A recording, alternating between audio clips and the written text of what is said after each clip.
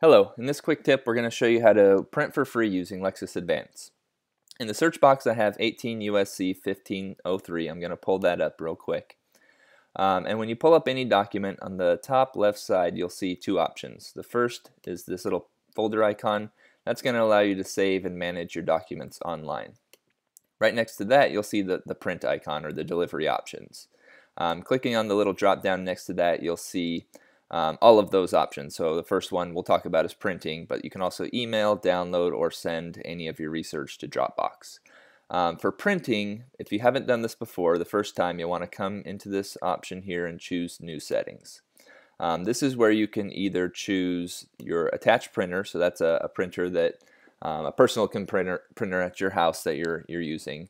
The second option, though, for the free printing is the LexisNexis printer.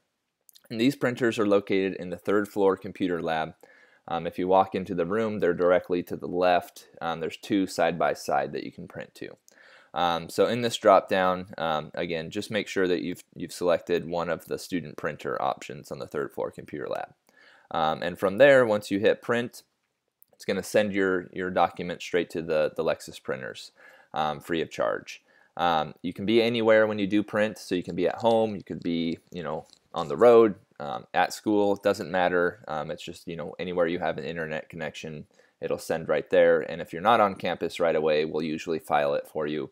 There's a file folder right next to the printers.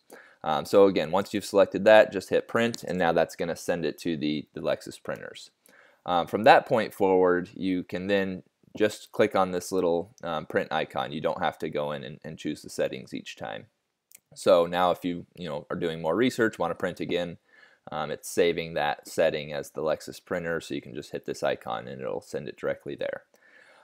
Also, just a tip in printing statutes specifically. This is a question that comes up a lot.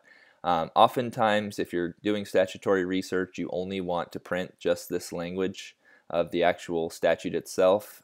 So if you scroll down, you'll see the annotations, the case notes, all of the other material related to the statute. So if that is the case, just come into the settings again, choose New Settings, and then look for this option here. It says Content Specific Options.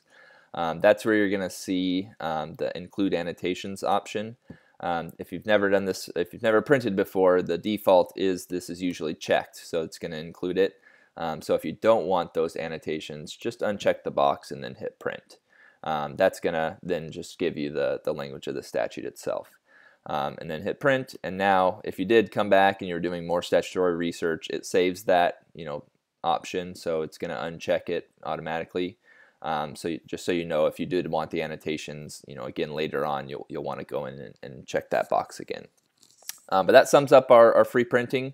Again, great service to you guys, in terms of not having to pay for your research. So definitely utilize that as you continue your memo research or any research that you're doing. All right, have a great day.